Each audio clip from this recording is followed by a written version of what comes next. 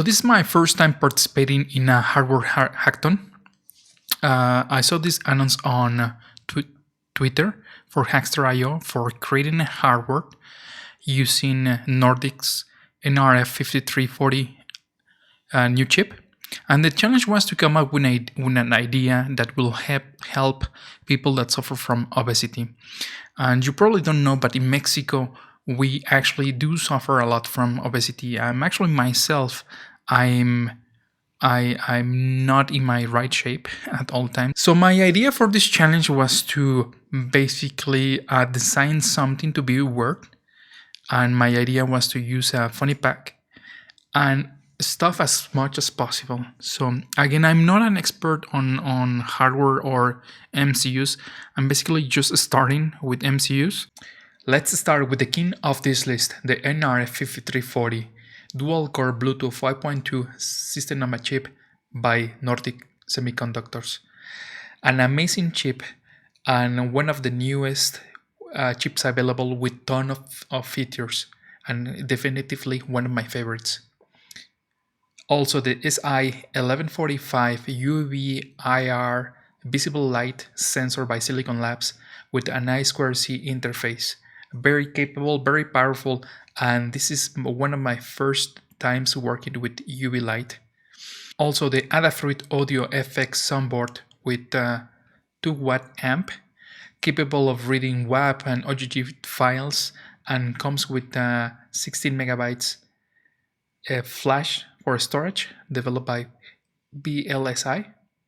And again, my first time working with this board, but again, lots of potential, very easy to use, and communicates over serial, so it's very easy to understand, and you can basically program it the way you want. So an amazing.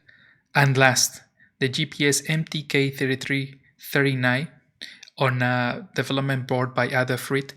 Another very capable GPS, very affordable and easy to use. It communicates over UART serial. And now for getting our devices connected to our board, we are using, for our UV sensor that communicates over I2C, we are using P102 for SDA, P103 for SCL. For the audio effects board that communicates over serial, UART, P108 for transmitting, P109 for receiving. And for the GPS board that also communicates over serial, UART, we are using the P101 for transmitting and P100 for receiving. A piece of advice: go and buy a logic analyzer. It helped me a lot in order to debug and also understand how the communications work from my device to the sensors. So for example, let's start by analyzing how the audio FX board receives commands. So the audio effects board uses UART commands for playing audio files, and it's using a very specific length for the audio tracks. It's a 13-character length that when you send that, it plays. It also replies back, okay, I'm playing this audio track file, and once it's done, it replies that it's done playing that track. So again, very useful, and it helped me a lot in order to troubleshoot properly when I was not sending the correct characters over UART. Now let's jump to the GPS module that also communicates over UART, over serial.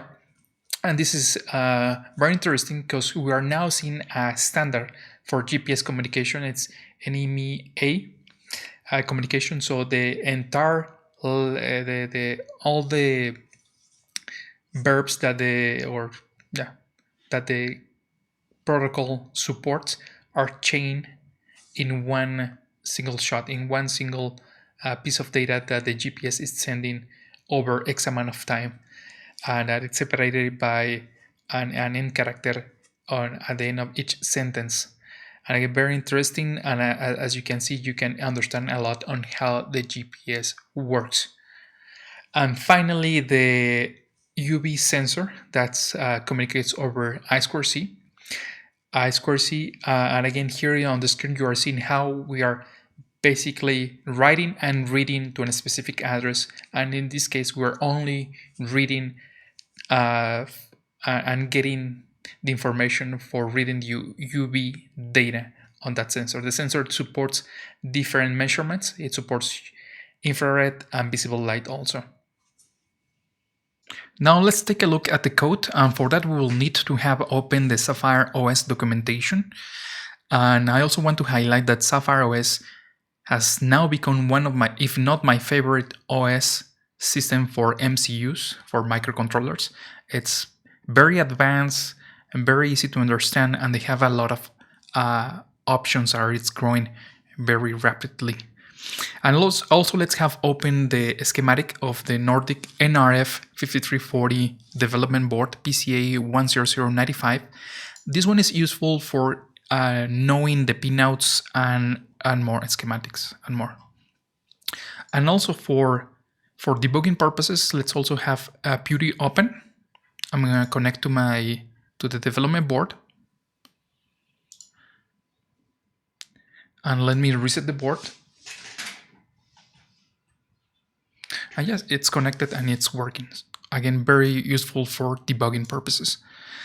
And now if we take a look into the code, let's start first by the project config file. Here we will basically enable features in the OS system. This will increase or decrease the amount of space that we're using for the OS. So for example, here we are enabling different drivers, for example, for supporting UART, communication, I2C, and more. So here you will find that I'm enabling GPIO support, UART, I2C, floating point unit, and also increasing the default stack size for the main thread. Next, the second most important one is the overlay. Here, this is for basically defining which pinout does what in the configuration for the different drivers.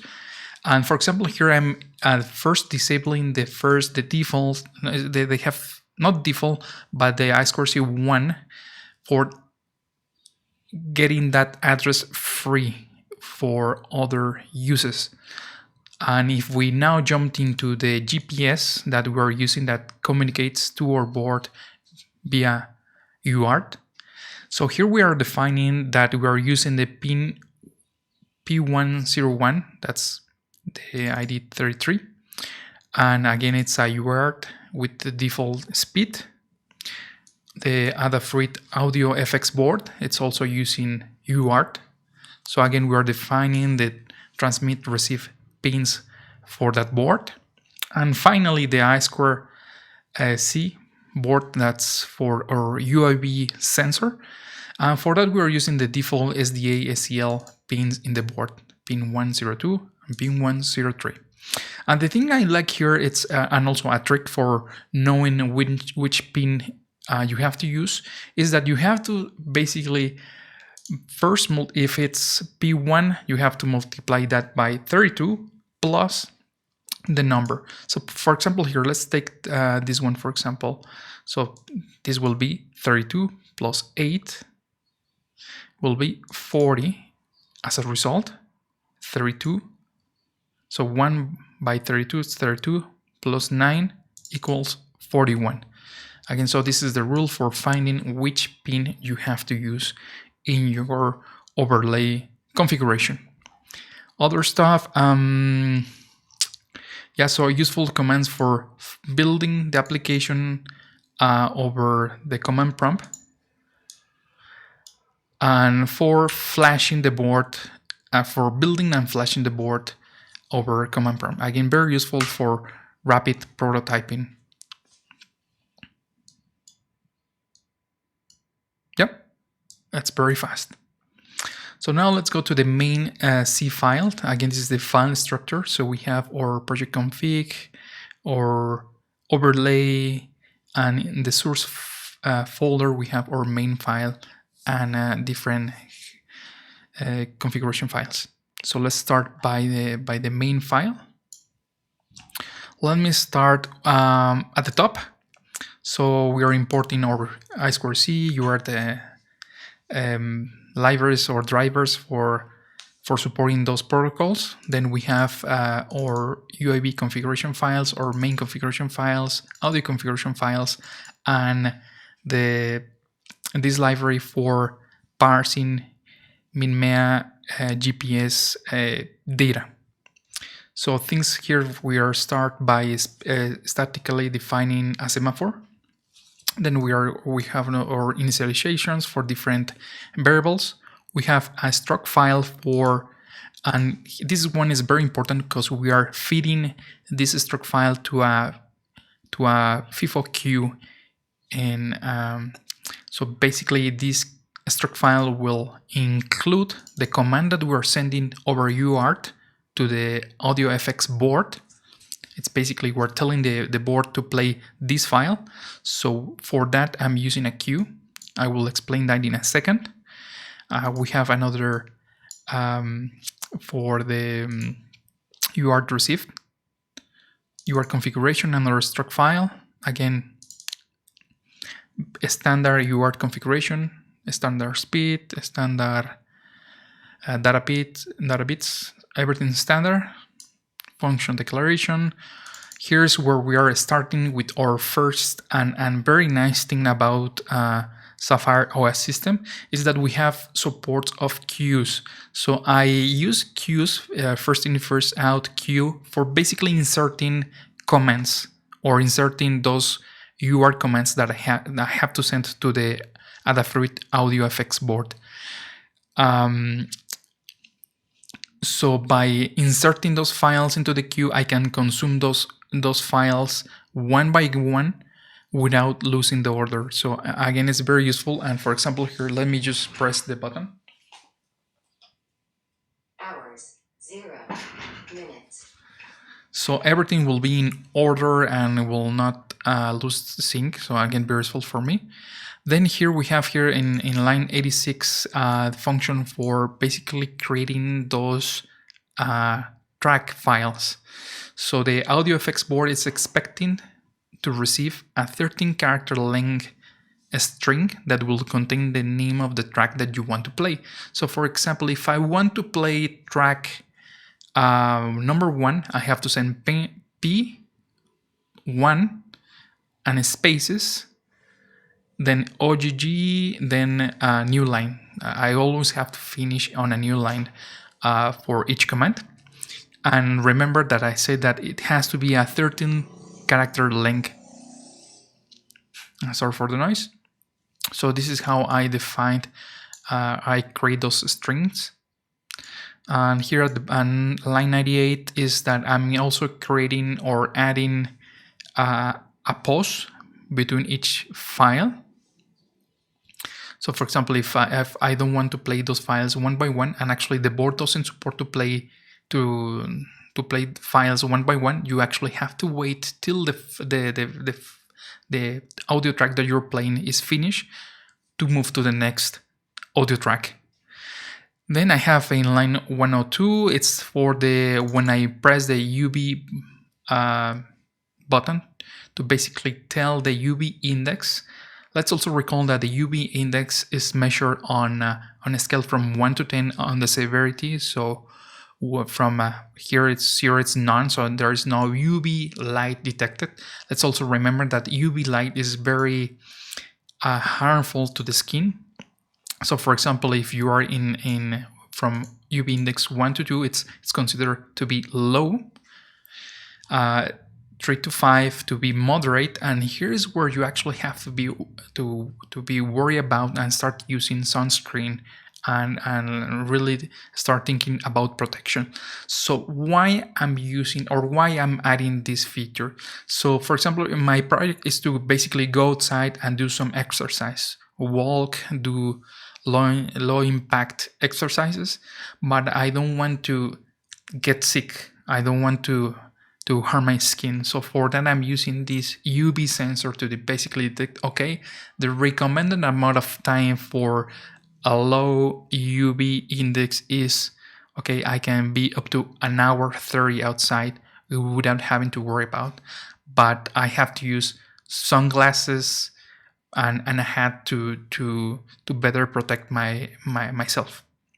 So that's the purpose. So we have from none, low, moderate, high, very high, and extreme. So this is probably you are in very high in a mountain, or probably, I don't know, somewhere with very bad contamination.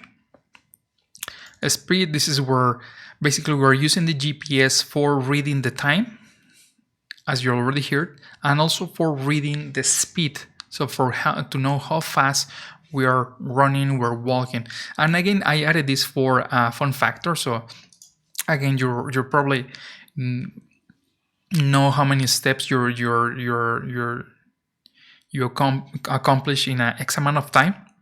But it's always fun to have how fast are you walking, how fast are you running as a fun factor. So then this is for the times. This is for printing the time. Again, here as you can see, when I'm not creating a string, here I'm inserting this struct into my FIFO queue. And that's basically it. This is no longer in use. This is for parsing the GPS data. So the chip that we are using from Adafruit supports the following EMEA codes standards. Where the only ones that I'm interested on is to use the GGAA. GGAA is for Global Positioning System data. That will give me basically the time and a lot of stuff for knowing the height and a lot of stuff. So, but in here, the only thing that I'm caring about is for knowing the time in hours, minutes, seconds. And again, I don't know if you know, but GPSs or the GPS data will contain a very precise clock in the data that the satellites are sending over. So again, I'm using that as a clock. Again, very fun to use. Then at the bottom, the GPBTG for knowing the track made good or ground speed. I'm using this one for knowing exactly how fast I'm going in kilometers per hour. Again, that's all I'm caring about. And once I have that information, I'm just sending that information to my variable here. Here we have callbacks. So again, this is extremely useful. And again, this is part of the Sapphire OS that we have callbacks for when we are receiving or reading data over UART, over serial. And here, when the received data is ready for processing, I'm processing that data, then I'm re-enabling the UART. So basically, okay, the flag was received, okay, that I'm done receiving data. I parse that the GPS data, then I re-enable it to receive more data. Again, very useful. This is then I have functions for the I2C, for reading, writing, and again, this is for the UV sensor that does more than reading UV, also reads visible light and more, and infrared. But the only thing that I care about that was the UV sensor. Then on our main function, we are initializing basically our devices. We're initializing our I2C device. We are initializing our UV sensor. We are initializing our buttons also. And for that, let me just scroll down here a little bit, because I'm using 3 of the 4 buttons that are available. And here, yes. So basically, we're just using those pins as to create an interrupt when we're detecting logical level 1. So we're high. We are triggering our callback function. That's our UV button. So we are, for each of one of the 4 buttons available, I'm executing a callback function again. So again, very easy to use and functional. This is for our callbacks, and that's it. Then here we are initializing our UART devices. Remember that we have 2, one for the audio effects board and the second one for the GPS. Initializing those, and the only thing different is that for the GPS, we are also enabled that we are also receiving data and through that device, and we're creating the callback that we saw at the bottom. And then the nice thing about here is that we are using also threads for doing stuff asynchronously. And for example, here I'm using, as I already explained, I'm using a queue for processing or for sending the track name over UART in a first in first out manner. So for that, for example, here, okay, get data from the FIFO queue. If the queue is not empty, if I still have data, read it and send that over, or play it or send that over UART. Then I have here, okay, this is how we define or initialize a thread. Then I have another thread, and this is for reading the UV sensor. And for example, here in this thread, I'm basically reading the UV sensor data every second over I2C. And at the bottom, I also have another thread for reading, for my timers. So I will use this for example, if I go outside and the sensor detects that the UV index jumped from 0 to 2, in here I will detect that change and play it over the audio board. Or if I'm going faster or slower, I will also play that over UART. So this is basically for keeping track of the changes, and also for example, here, if I spend more than 15 minutes without doing anything, without moving, without going outside, I want my board to remind me to go outside and at least walk a little bit. So this is the thread for the timers. Other stuff from the... So I use the Adafruit GPS library not entirely, because they were parsing the MEA codes differently, or I had a hard time understanding their parsing. So I basically switched to this library created by Cosma, and for me it was very easy to understand and to basically port it with very little effort. And other than that, again, I just have helpers, or my configurations files are defined here. For example, here the default UART baud rate, the labels for the UART for the GPS or the audio board, the track size that as already told you, it's 13 characters long, the stack size for each thread, and this is for the pinouts, for the buttons. So again, very again, things I wish I had more time to complete. I wish I had more time to basically migrate everything, or to add to separate files so instead of have everything on the main file, to have separate files for the UAV and all that stuff. And also, instead of using a timer for the FIFO queue, I probably just use the audio effects board has a pinout, has a special pinout for detecting if an audio is being played or not. So instead of using a timer to read that pin and to know if, okay, the pin is available, okay, play the next file. So those are the things that I wish I had more time to do it. But anyways, I really liked the project. I really liked, I was eye-opening, and also very fun to use Sapphire OS. It's time for a walk. And we are done. The only thing left is to test the device. As I mentioned, I use buttons on the device to test different functionalities. Button 0 or button 1 for saying the time, button 2 for the current speed, and button 3 for the UV index. 19 hours 27 0 kilometer per hour. The UV index is none.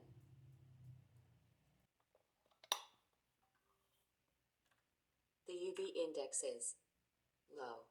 The UV index is none. Now that we have our back with the device inside and tested, let's go outside and have some fun.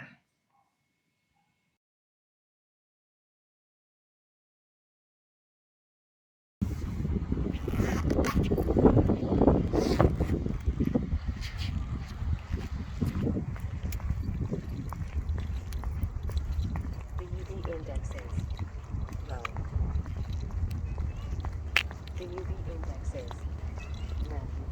5 kilometer per hour.